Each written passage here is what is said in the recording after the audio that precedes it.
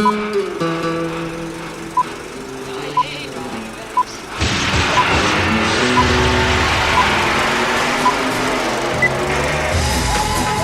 to the Reviews Without Remorse podcast with Joe and Dave. Be warned, the discussions in this podcast may contain detailed spoilers. For spoiler-free reviews, be sure to check out our show on YouTube. Enter at your own risk and enjoy the show. Adventure and imagination will meet at the final frontier. I am Joe, always dedicated to pure logic, and with me is my half-brother David, who abandoned his logical ways and went off embracing his wild emotions. And this is episode number 177, and in this episode, David and I will discuss two trailers that came out this week. One looks interesting, one looks painful.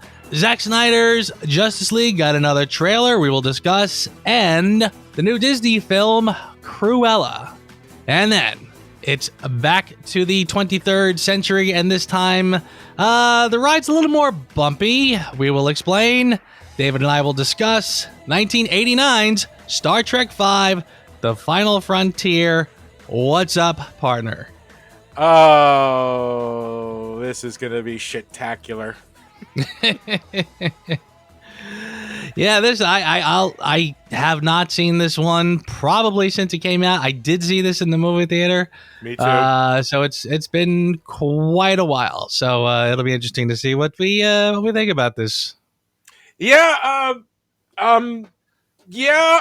I mean, we've been pretty much foreshadowing the crap since we started this series, and now the crap is here, and we're going to talk about how shitty it is. Maybe it's a little of everything. Who knows? But you know what? What are those famous words you say? Let's get to it. From the very beginning, I realized I saw the world differently than everyone else. That didn't sit well with some people. But I wasn't for everyone. I guess they were always scared that I'd be a psycho. I'm going to suggest we start with Cruella. Simply because... What? It's like, because we're going to get to Zack Snyder's Justice League. We've already kind of covered a lot of Zack Snyder's Justice League already. This one's a new one, so I feel like let's start with this one, because this one is new, and it's fresh, and it's... What? Yeah. Emma Stone looks the part. That's the only positive thing I'm going to say about the trailer. Oh, no, I'm shaking my head. No, she does not look the part. I feel like she's got those big old eyes. She's got those big old eyes for it, and the paleness and all that other stuff. I think that at least from that perspective, when they do the half hair thing and everything like that, I think that's fine. But it's not enough. But please, I apologize. I completely derailed you on that one, but no, I'm kind of jumping in. It's by the way, this is our editing software allows us to see each other once again, which we haven't done for a while. So I kind of feel like this is a little more conversational than we normally do. Usually, I sort of wait for a long pause, then I'll jump in. Yeah, exactly. So if we talk over each other, sorry about that. I saw this today and I said, "Good Lord, was there ever a film that did not need to be made? Was there ever a character that does not need a backstory? I mean, like, are you joking? I mean, this is a character. Her name is Cruella, for God's sakes. She's just supposed to be villain. That's it. She's the foil. She's the villain. There's no point in trying to make a backstory for this person. What the hell? I'll say this. I was pleasantly surprised by the one with Angelina Jolie. Maleficent. Thank you. That was good. That was interesting. And I kind of, but I don't. I guess based on that, they decided let's do it for Cruella. I don't see it. I don't see it, and I don't see America's apple pie sweetheart Emma Stone playing this part. It's bafflingly terrible. I don't get it at all. I mean, seriously, look at the way this character is drawn. I mean, she's an old hag, sunken in cheeks, skin and bones, long and lanky and bony. I don't see Emma Thompson at all playing this part. I mean, and for good reason. I mean, it doesn't. It just, I don't know. I just baffling, and just another. I mean, this is one of those trailers. I said this is, if the critic with John Lovitz was around today, this would be one of the parody trailers. You know, like we're doing like now we have to do backstories for all our villains. So here's our backstory for Cruella DeVille. Doesn't make any sense to me at all. First of all, when I said she looks the part, I was just talking about the actual look of her face, the shape of her face, the coloring and everything like that did come off as oh, yeah, okay, that's a younger Cruella DeVille. I can buy that. Everything else, no. So I'm partially agreeing with you. I'm just saying that, for, you look at her for a second in all the get up and it's like, yeah, okay, younger Cruella. I could see that. Kind of like the way when they first announced Rosario Dawson as Ahsoka, the first thing I said was, well, facially, she does kind of look like Ahsoka. The fact that she knocked it out of the park is a whole other story for another time. But as I watched this, you know what popped into my head? It wasn't even Maleficent, because like Maleficent was like, oh geez, Maleficent's just misunderstood. Here, it doesn't feel like they're going for that whole she's misunderstood thing. This kind of feels like Disney's Joker. Yeah. Yes, I agree with you. and I like Joker. Don't get me wrong. My biggest problem with Joker has to do with my own preconceived notions of it's a Batman movie without Batman, and I couldn't get over that. He says as he's wearing his Batman shirt. In this trailer, nothing about it excited me. Nothing about it made me say, "Oh my goodness, I really need to see that." The presence of Mark Strong, who I like as an actor. That didn't make me feel anything. Emma Thompson being in it, that didn't make me feel anything. She's vamping it up, and that didn't make me feel anything. I felt nothing. I felt like, wow, this is premiering in on May 28th. I could care less. Or is it I couldn't care less? I forget how exactly to say it, but whatever it is, I don't want to see this movie. We're not scheduling it. Like every reviewer on the planet has to like orgasm at the same time and about how great this movie is before I'll consider seeing it. Yeah, I definitely do not. It just illustrates, and again, this is why I say this is bordering on parody. It just illustrates the bankruptcy that is happening over at Disney when it comes to their own films. There's nothing original coming out of there. If it's not a remake, we're going back to old characters that we've done in the past. It's kind of pathetic, quite frankly.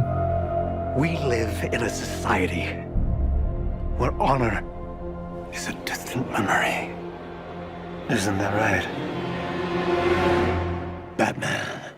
Now, on the other end of the spectrum, and I gotta say this, because I gotta get this out of the way. I'm concerned. I am extremely, extremely concerned about Zack Snyder's Justice League. Have you noticed something interesting about both trailers for this movie? Have you noticed the aspect ratio? No, I didn't. It's always square. It's a square picture that they're showing every single time. Not a widescreen shot. It's always square. Why is it always square?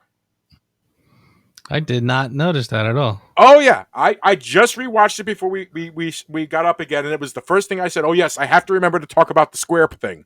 Because, yeah, so far, all the shots that they have shown are all square. And that is concerning me a little bit. Because the type of tale that he's telling feels kind of epic. This needs, like, Lawrence of Arabia-esque widescreen. Okay? That blinding widescreen that like just takes up your peripheral vision, sure, and then like burns into your eyes. And I'm seeing it this small. It's almost like he's mocking the fact that it's premiering on TV rather than a big screen. I don't know. That's interesting. You're 100% right. Could it just simply be that they're marketing on Instagram or something, or I don't know. Yeah, it is I'm with you. That is strange. Because even the YouTube version of it is still squared, so that's why I was like, I don't get It what absolutely it is. Yeah. Yeah, I don't get exactly what's going Yeah. on there. Now that aside,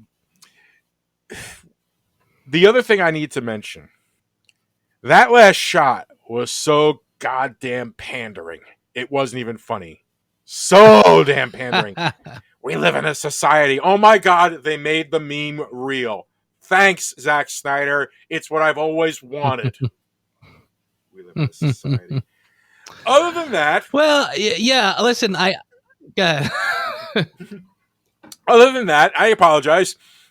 Other than that, uh, curious, extremely curious about where this is going, about how it's going to turn out.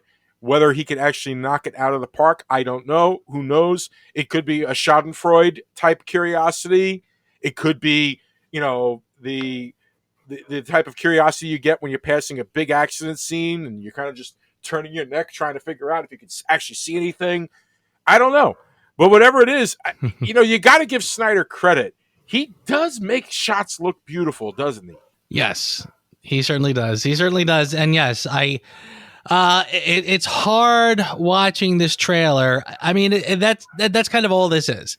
It's not unlike the first one, just a little more stuff, and they're showing you different angles, different looks, etc. And it's a lot of just they're spraying you with imagery, so it's really hard to kind of gain too much from it. So I don't feel much different than the last time we talked about the last trailer.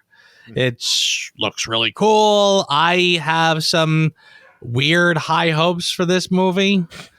Again, I'm not expecting greatness, but I am expecting.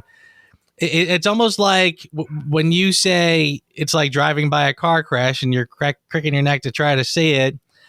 Is that a bad thing or is it a good thing? I don't know. I kind of feel like that description is very apt, and I'm kind of fascinated to see it. So, regarding the pandering shot at the end, I hear what you're saying about it being pandering, but then again, that's kind of what these are. It's just to wet your whistle, like, hey, look, this is different. That's why you want to watch this.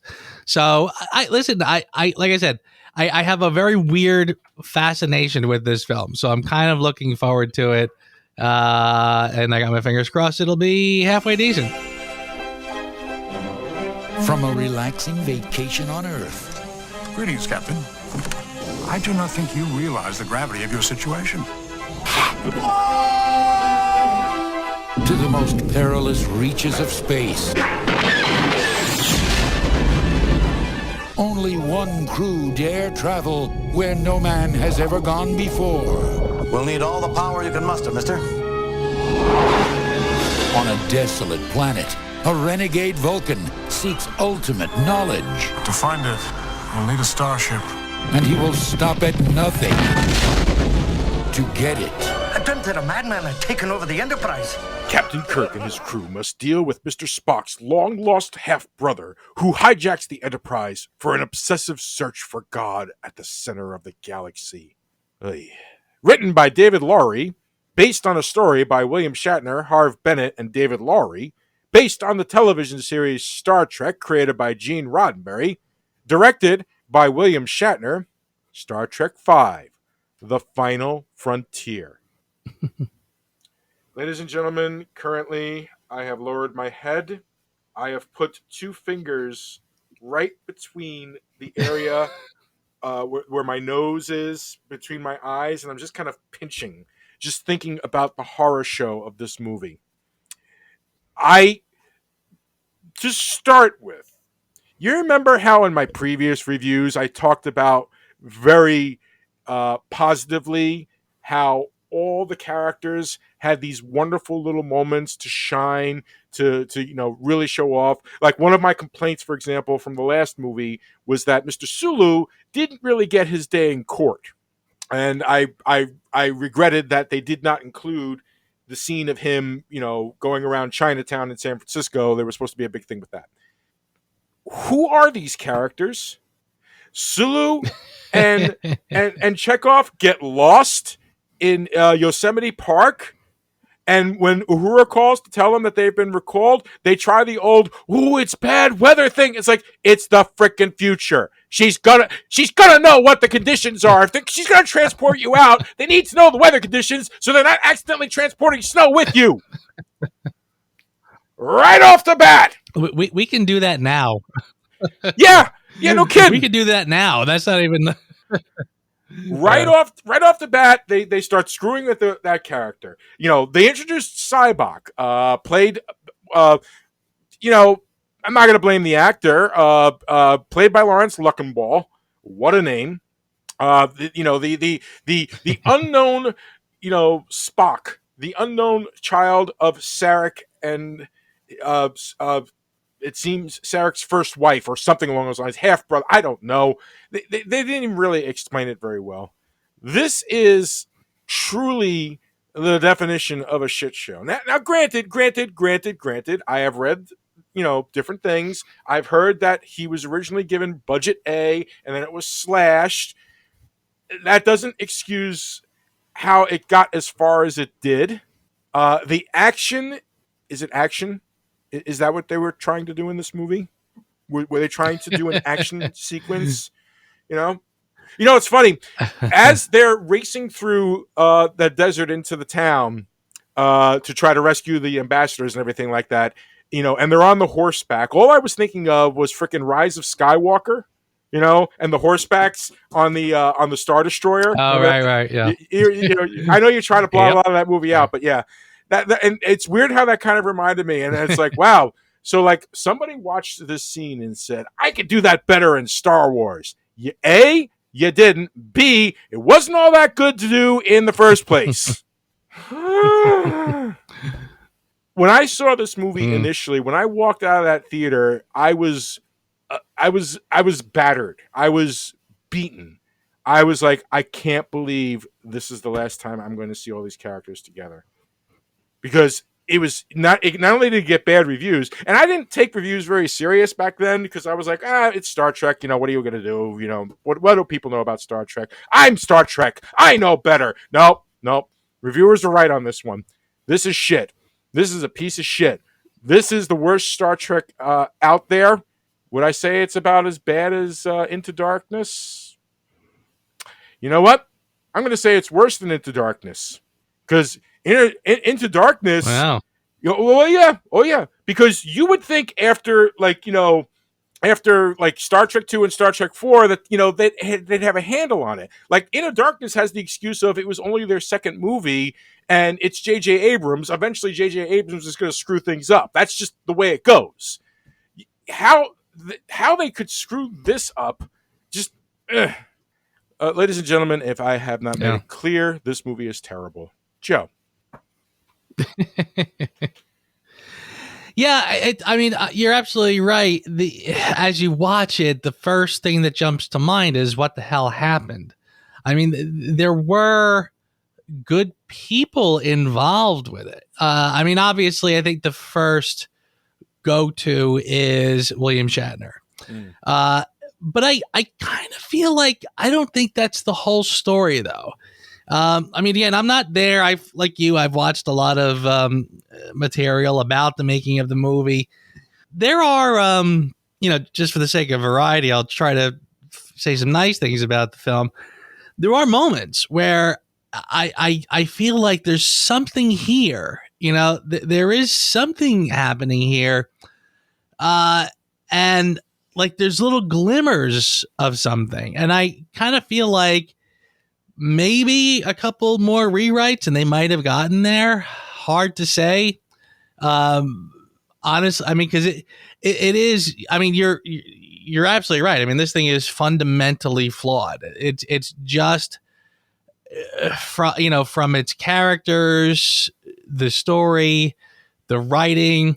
I mean, I kind of feel like the story part, just the synopsis alone, just the thesis of the film, kind of interesting.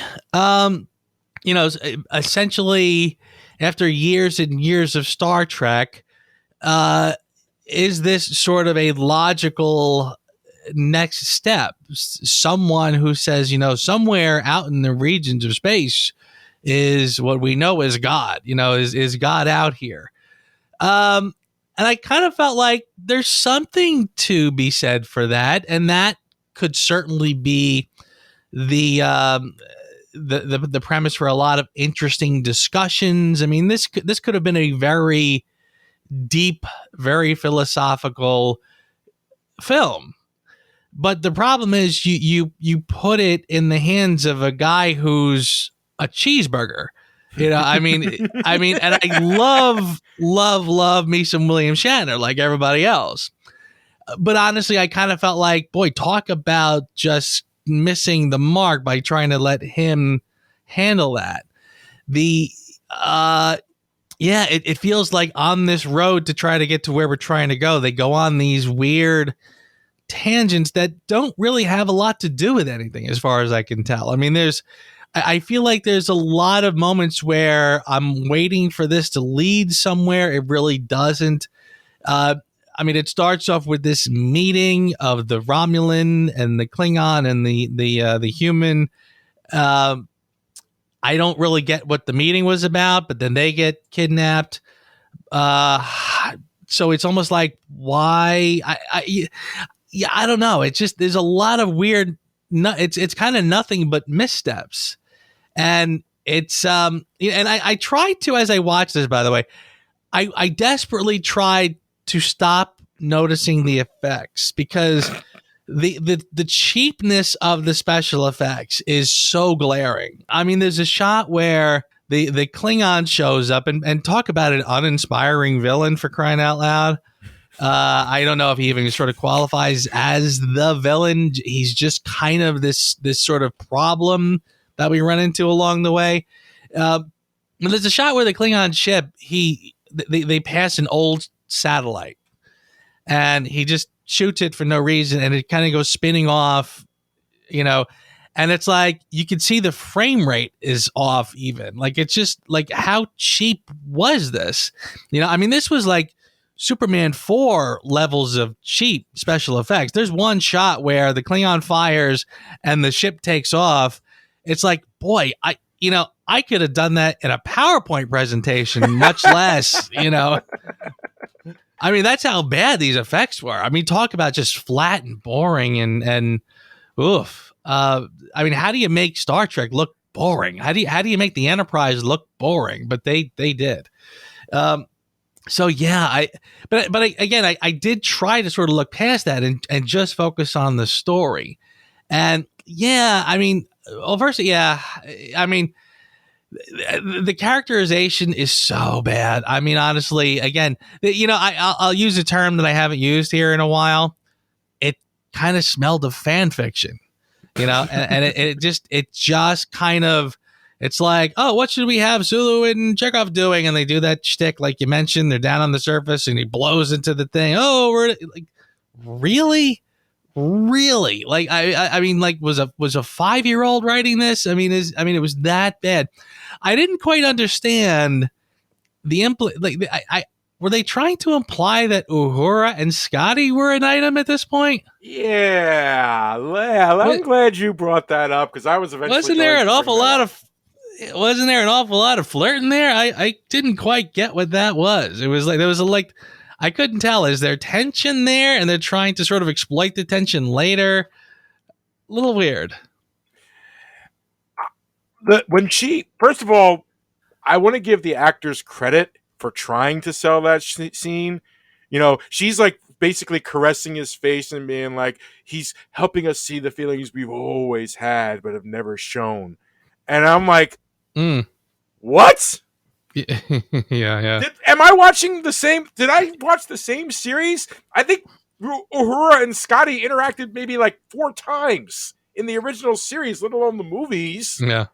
Oh right. My goodness. Yeah, it was a little weird, but yeah, I don't know. the sum total of this whole thing though is just such a convoluted mess, and even down to the costumes. Like Spock looks so awkward in this one. Yes. I mean, we've been with him. I mean, honestly, I was looking at this and I'm saying to myself, well, look, we're all getting old. We're all putting on weight, I suppose. I didn't even really think that was his problem because, I mean, Leonard Nimoy was never, ever heavy. But they're dressing him in a way that he looks like he's stuffed into this outfit. Even the wig looks terrible. Like boy, that like you couldn't make that look a little more natural. It looks like somebody kind of just drew it on with a Sharpie. So yeah, everything on this is just kind of awkward and a big mistake. And by the way, I forgot just how long that stupid row your boat scene was in the beginning. Good Lord, when they go camping and after that awful scene where Kirk is climbing the mountain and whatever, then they're at the campfire. When I was watching it this time, I'm like, this is like 20 minutes of these guys sitting around talking about beans and row your boat. I believe we are required to engage in a ritual known as the sing-along. That's great. I haven't sung around a campfire since I was a boy in Iowa. What are we going to sing? Bones, what are we going to sing? How about Camptown Races? Pack up your troubles. Are we leaving, Captain? It's a song title, Spock. Moon over Rigel 7. Row your boat. Row your boat. I love row. Do you know row your boat? That song did not come up in my research, Captain. The lyrics are very simple. It's row your boat gently down the stream. Merrily, merrily, merrily, merrily, life is but a dream. The doctor and I will start it off, and then when we give you a signal, you jump in. Doctor, if you please. Don't say I didn't warn you. Row your boat gently down the stream. Merrily, merrily, merrily, merrily, gently down the stream. Merrily, merrily, merrily, merrily, life. Come on, Spock. Why didn't you jump in? I was trying to comprehend the meaning of the words. It's a song, you green-blooded Vulcan. You sing it. The words aren't important. What's important is that you have a good time singing it. Oh, I am sorry, Doctor. We'll be having a good time. God, I liked him better before he died. All right. Let's call it a night. Let's go to bed and just let's get some sleep. Remind me to link you to a wonderful mashup video of an interview with Shatner, where it's basically he's being interviewed about the movie. He's like, and he starts off with Captain Kirk is climbing a mountain. Why is he climbing a mountain? And then he goes into this explanation. Somebody took that and remixed it into this freaking song that's just hysterical because it's like he wants to make love to the mountain. That's it. That's the whole reason that it opens up that way. But yes, I'm gonna have to look at this for you sometime. But yeah, everything about this movie feels just off. You're right about one thing. The plot actually does have potential. The idea that people are being called from around the galaxy by a being purporting to be God, but instead just is a prisoner. Now that's an interesting idea. I like that idea. But this movie suffers from terrible execution, terrible special effects, lifeless action sequences, reveals that are supposed to be so, oh my goodness, it was Spock who was who was firing on the bad guy at the end. Yay? Right. Okay. Yeah, sure. right. I mean, right. This big build up to that. Yeah. And it was kind of like, well, whatever. Yeah. There are ideas in this that could have worked. It did not because everything else felt off. All the characters, it's like in an effort to try to find ways of. Okay, so there's my favorite part in the movie, and yes, I actually do have a favorite part in the movie. My favorite part in the movie is where Cybok tries to break McCoy and Spock.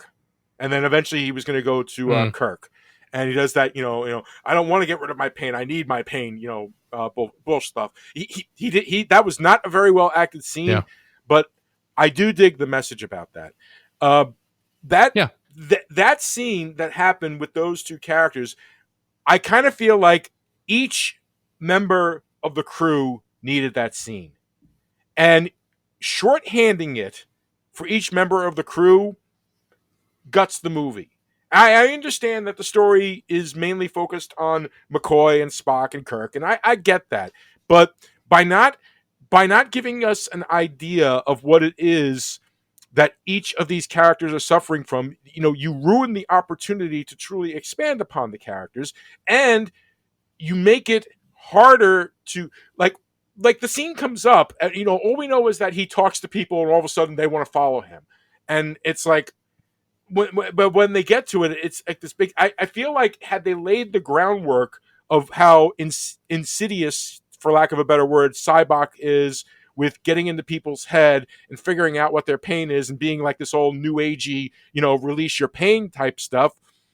I feel like the impact of the scene where he goes after the main three would have been even harder, or would have been better, because then it's like, okay, you know what, this, because we don't know, right now, what are you going to do? Talk to him to death? And then, they do this whole, big spiel, with Spock remembering, his father rejecting him at first, and McCoy with his father and everything like that. And it's such a huge amount of missed opportunities that could have actually made this work a lot better. And I don't know what else to say. I kind of feel like this movie is bored with itself. It's like it's shiftless and directionless. It has an idea, but it doesn't know how to get there, so it shortcuts its way there in ways that don't make a lot of sense. Yeah. I think to say what you said, I'm going to completely contradict you, but in a way I'm agreeing with you. It's not bored with itself. It's way too impressed with itself. I think that I'm going to say the exact opposite of what you said, but in a way that I totally agree with you. Yeah, I feel like this is like there's a part of me that wants to sort of drop this at the foot of Shatner's ego, and I kind of feel like but that's not really fair. I just sort of feel like this is like a lot of scripts where they do a couple things and they think, oh, this is really going to impress the hell out of people, and then they're kind of done. Let's go do it. And it's like, if you thought it through just a little more, you could have had it. I can think of James Bond films that do this. In fact, I would say even Star Trek Into Darkness is guilty of this in a similar way, where it's like they come up with the gimmicks and they run, and think that that's going to cover it. No, you still have to do the whole story. You have to do all of the parts. So just the idea that they're going to do a couple of things here and there, this is going to be really deep, everybody's going to really like this is really good character beats, et cetera, et cetera. Well, yeah, but you have to sort of keep going. It wasn't done. It was still cooking. I get what you're saying about, like, I don't know if they could have done the shtick with everyone. I mean, basically, if I get your point, it's very valid, but that's a big omelet to try to cook. The idea that you're going to essentially do backstories on every character, that would be tricky stuff. I think what they did even was probably a little, I don't know that maybe it was the right idea to get into like Bones's past. And I guess I'm thinking in terms of canon, like does it go with canon? Does it work? And it was kind of weird because honestly, like he does the whole thing with McCoy, and then afterwards it's like, yeah, I guess I should hang back here with Kirk and Spock. Well, that was easy. I thought you get brainwashed after this, but in his case, not so much. Spock, I mean, they kind of, the way they did it with Spock was sort of weird. They just sort of show his birth and his father saying, "Oh, how human he looks," and and I remember kind of like, that's it. And Spock isn't really phased either. So I mean, at that point, Kirk probably should have been like, "Yeah, what the hell? Let's do it. Let's show me your the magic trick or whatever," because it apparently doesn't really phase anybody anymore. So yeah, that was pretty weak. I mean, there's a lot. Again, there's a lot of moments where they're warm.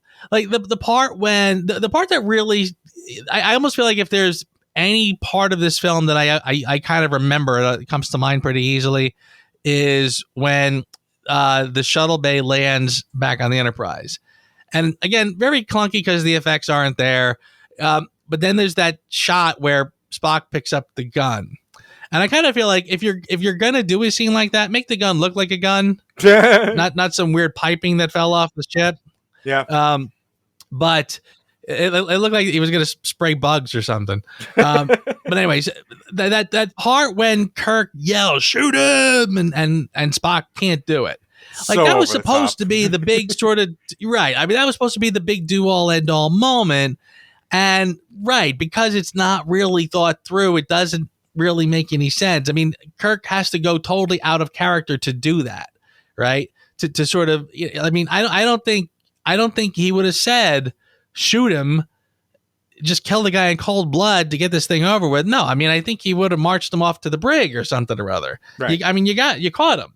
So I didn't, that didn't make sense. And then Spock letting him take the gun doesn't make sense.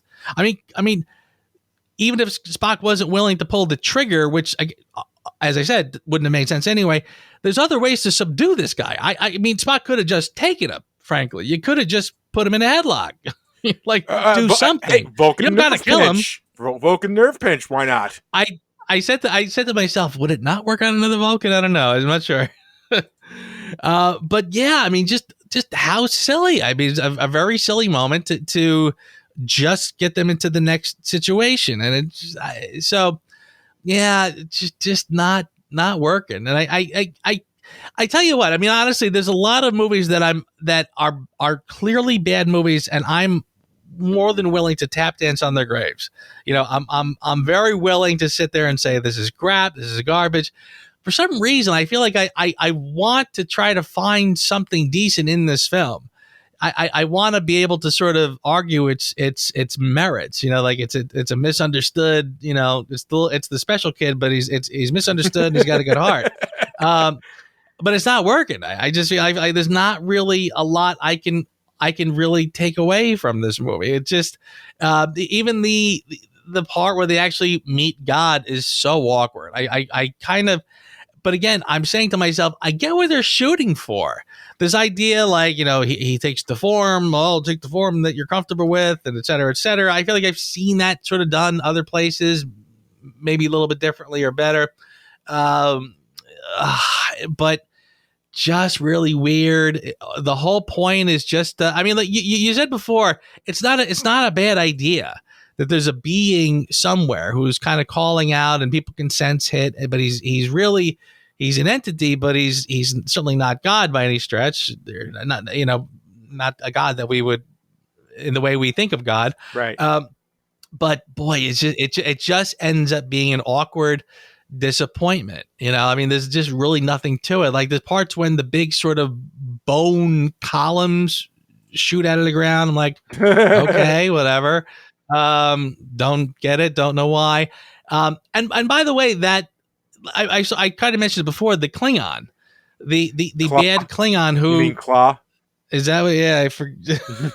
I mean, like I remember I talk about just this bland, nameless. I mean, I remember kind of feeling like Christopher Lloyd's Klingon in 3. I kind of felt like he was a little lacking. It was kind of just generic Klingon bad guy. I felt like if you're gonna do that again, pick somebody else. Pick a Romulan. You know, like how about some other side character with something going on other than he's just bored flying around in space shooting debris. You know, I mean, like how, like the Klingons really have nothing to do. They just sort of hang around and do nothing. Yes, yes, that's exactly what they do. This is like the Klingon teenager who hangs around outside the candy store picking on kids and stealing their milk money. I mean, yeah, it was just really awkward. And I sort of get the, I think the whole point was that they were sort of leading up to the moment where the Klingon who was one of the captured, the ambassador, that little scene where he makes him apologize. Mm-hmm. See, I mean, like Shatner is trying very hard to capitalize on things that worked in other films. Like, I mean, I think he thought this was going to be a home run because it's kind of greatest hits. Yeah. And they just did 4. There was a lot of comedy in 4. People really reacted to it. So they had a lot of silly comedy moments in this one. Yeah. At one point, he gets so flustered, he sits on a toilet. I remember that is, I guess it is. That's what it's supposed to be. It's supposed to be a toilet. That's okay. Yeah, well, boy, that's weird, real comedy, man. Yeah, seriously. So yeah. Anyway, but and by the way, I'm also getting to where like when they do the actual rescue that of course goes wrong. They I remember when Bones was there. I'm like, hey, hasn't Bones earned the right to just chill out on the ship once in a while? I get that he's part of the main. He's a main character. He needs to be places, but for crying out loud, I mean, the guy's pushing 70 at this point. They're all pushing 70 at this point. Well, yeah. You look like you've just seen a ghost. Perhaps I have, Captain. Our destination is the planet Shakari, Eden, at the center of the galaxy. The center of the galaxy can't be reached. If you ask me, and you haven't, I think this is a terrible idea. We're bound to bump into the Klingons. I am so annoyed by this movie. I mean, it's weird how this movie actually hit me worse than Into Darkness. Like Into Darkness, I just kind of felt like, what the hell, like the Mad Libs version of a Star Trek story or something like that. But I weirdly forgave it because, like I said earlier, J.J. Abrams, and here I can't get over some of the dumb decisions by the characters. I can't get over, the whole B for barrier thing with like, he cannot be serious. Mm-hmm. And Scotty's like really trying to sell like, oh my God, this is a terrorist thing. It's like, so basically fly in real fast with a net. Wow. That's right. What a Kirk move. What an amazing Kirk move. Yeah. Yeah. And then like, and the Klingon being like, he's good. I'm like, he is? Really? Where's the good? I didn't catch that. Yeah. I had the same thought. It's like, is there anything saying you can't just fly this thing straight into that? I mean, why? Yeah, I don't know. I'm with you. 20 cents of danger is why. Yeah. And again, I hate to harp on it, but just the effects doesn't help. I mean, it just looks so awkward. Yeah. It all that put together, like you don't have a lot. I have like one, like for my Who Asked You, I have one thing that I thought was semi redeemable, and we'll get to that when I get to my Who Asked You. But the rest of it is just easily forgettable. I mean, as I'm watching it, it's like, if I want to say something positive about the movie, this movie is so terrible that if you haven't seen it in a long time, when you rewatch it again, it's fresh. Yeah. I mean that as a joke. Well, I could kind of see that, frankly. It is something different that you haven't seen in a while. And it's watchable probably only because I kind of feel like anything Star Trek with this cast is at least reasonably watchable because I mean you're sort of there with people you like, I mean honestly our job is not to sit there and just kind of love it for nostalgia reasons. Our job is to critique it as a film, but yeah, I kind of feel like, I mean, watching it it's painful in some ways because it's just, boy, this really could have been better, could have been this, could have been that, but at least you are sort of getting your familiar characters again. I mean, we're very familiar with this. I mean, it's like hanging out with old friends at this point. Yeah.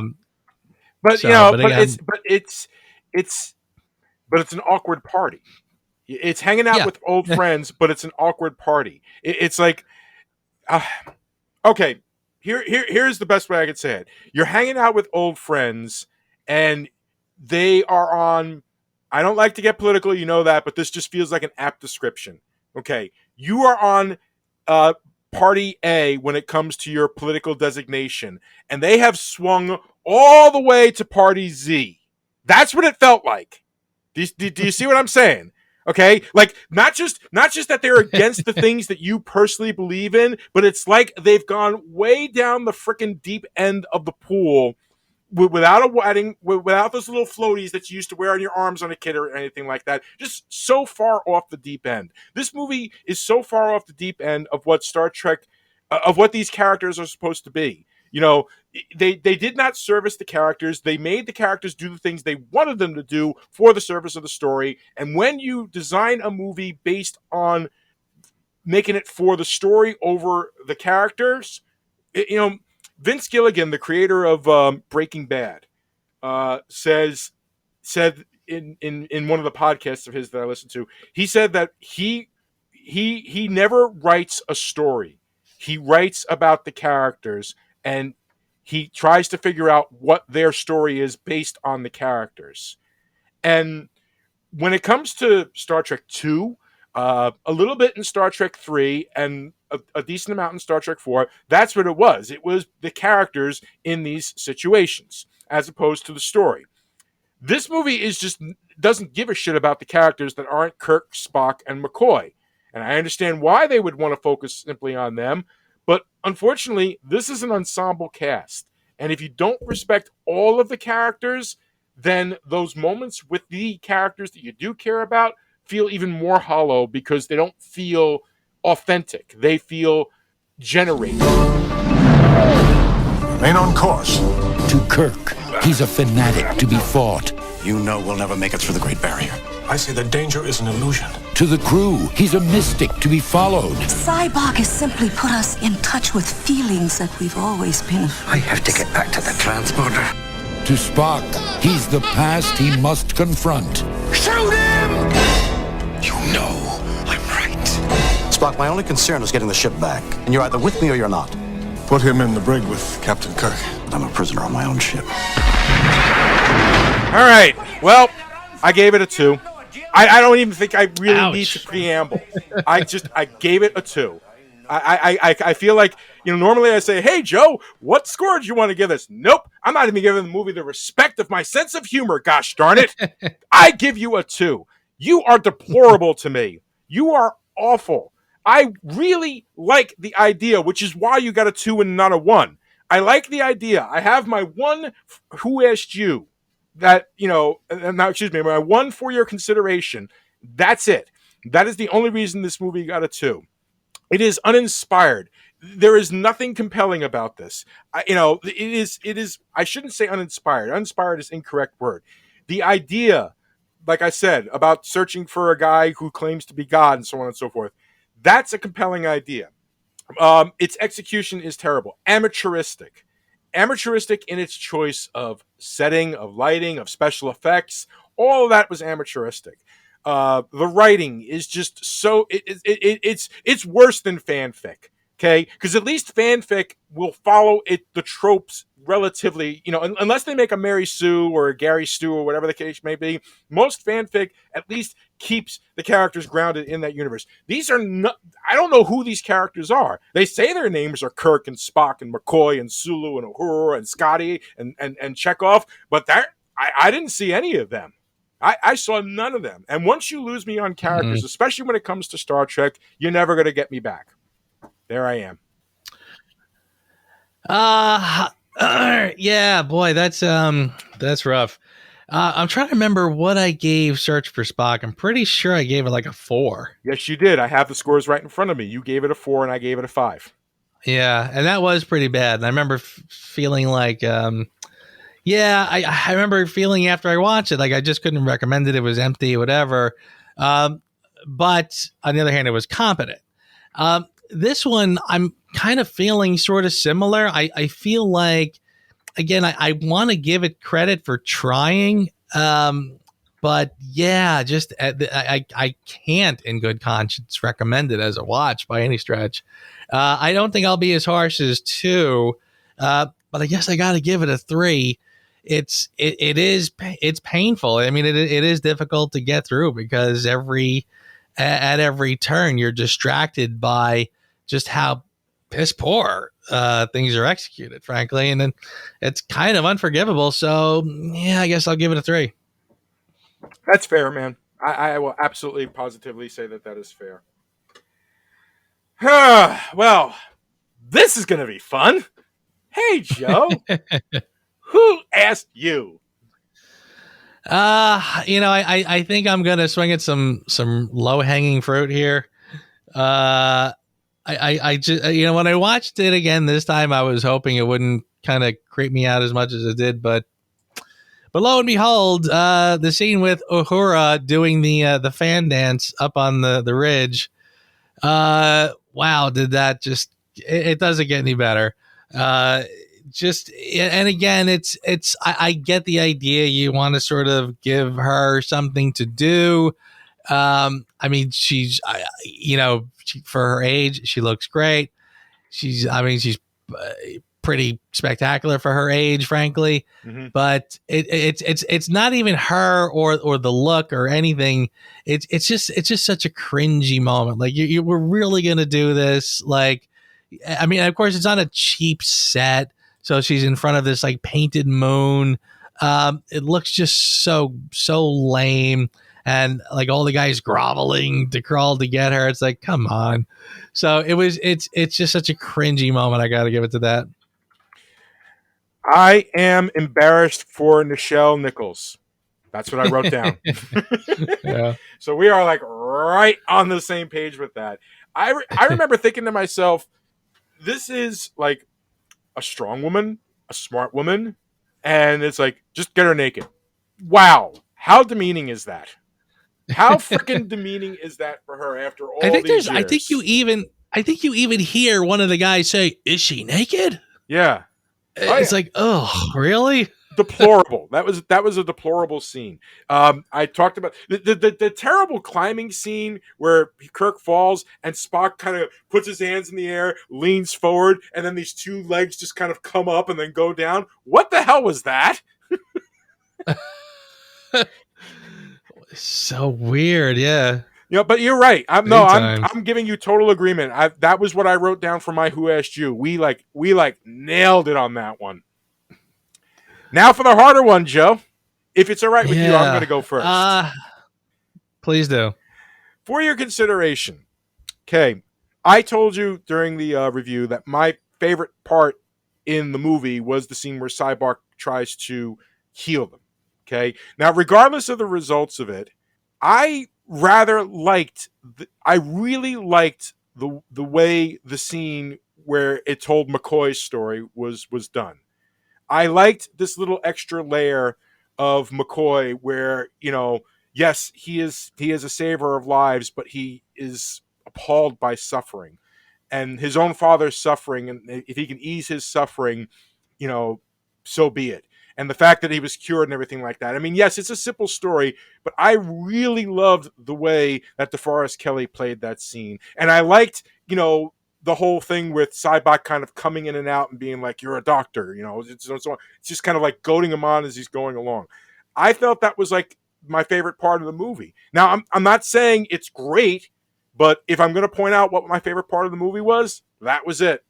I thought it was a very nice moment for DeForest Kelley to have. And there it is.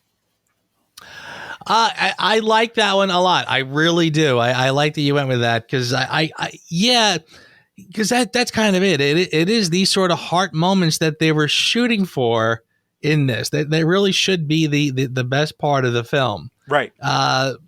Yeah. So I'm with you there. I think that was fine. For me, I kind of feel like this is going to sound bizarre. I'm going to go with the opening in the desert where the guy rides up on the horse and they're talking. Because I kind of felt like that was, honestly, I felt like that was sort of the moment where I'm kind of like, I like where they're going. I like what they're going to try something different. I'm on board. We're going to get philosophical on this one. So I kind of feel like, it's not my best part of the film, but honestly, I really don't have a lot of best parts. I can't think of anything that's the best part. So I think I'm just thinking in terms of tone and style, where I was seeing the glimmers of what they were shooting for. So yeah, that's a weird one, but Emergency channel open. A hostile force has taken control of our vessel. Put us on a direct course with the Great Barrier. Understood, Enterprise. We are dispatching a rescue ship immediately. Clark! Bird of prey bearing 105, Mark II. Let me do something. Mr. Sulu, full ahead. Transfer power to warp drive. Warp speed now. The greatest enterprise of all is adventure. Star Trek V, The Final Frontier. Hey, man, guess what? It's over. It's over. We've gotten through Star Trek V, The Final Frontier. Game over, man. Game over. You took away my pain. You took away my pain. Thank you. I don't... But I need my pain, Joe, because the series isn't over. No. We've got one more to go. Actually, this one isn't so terrible, so that's not going to be too bad. But yes, we've got one more to go, ladies and gentlemen. One last Star Trek before we start a whole new series. And just so you know, we're going to be doing some interesting things after the Star Trek series, but we'll get to that next week, because next week, Star Trek VI, The Undiscovered Country. And they bring back... I have to say, I'm very, very glad we made another one, because we're not going out on the sour note, which we usually do. Yeah, exactly. I mean, I'm not saying that, we're going to love it as much as, say, Star Trek 2, but as a farewell to the crew, it could have been worse. Yeah. Yep. Absolutely. Coolness. Big time. Hey, man, I apologize. Ladies and gentlemen, you didn't hear it because Joe edited it out, but there was a tiny interruption in the middle of the show, so I apologize. It kind of derailed us a couple of seconds. Yes, no, yes, no, maybe. Thank you, dude. Thank you for doing this with me. I so love talking about this stuff with you. Honestly, I'm so glad we've got video back, too. It's nice to see your face as I'm talking with you, And you can see all my wild hand gestures. Same here. You're looking good, brother. Why, thank you. Yeah, exactly. I'm growing. Ladies and gentlemen, you can't see it, but I'm growing my beard out. I've been growing it out since quarantine began, and I said I'm not going to cut it until I actually go back into my office. You're getting full-blown ZZ Top there, man. It looks, I like it. All right. Well, what can I say? She got legs. She knows how to use them. All right, man. I will talk to you soon, sir. Thank you so much for this. You have yourself a great night. You too, my brother. Thank you for another great show, and I will see you here next week. Thanks for listening to the Reviews Without Remorse podcast with Joe and Dave. Join us here every Thursday for a new episode, and be sure to check out the Reviews Without Remorse channel on YouTube for spoiler-free reviews of new releases. If you enjoyed this podcast, please consider becoming a Patreon. You can find our page on patreon.com/reviewswithoutremorse, one word. As little as $1 a month goes a long way. All clips in this podcast are for commentary and critique and is considered fair use. No copyright infringement is intended. All right, everybody got your bowling shoes? Everybody got your balls? I don't have my shoes. Jonathan, we were just up at the counter. Why didn't you get your shoes? I don't have my shoes either. What the hell? You need your shoes to bowl. Now, why exactly can I not wear my loafers? What is the danger there? Because, Patrick, those are the rules. Well, I think it's just because they want another $1.50 from me. All right, I'm putting our names in. Brent. No, don't put Brent. Oh. Put Rock Kickass. I don't know how to change it. I already typed it in. For mine, put Dirk Diggler. I'm not going to put everyone as a fake name. How do you want to do the teams? How about the white guys against the black guys? Patrick, don't be an instigator. I have to pee. Brent, take Michael to the bathroom, please. Okay. Look at me. I've got girl boobs.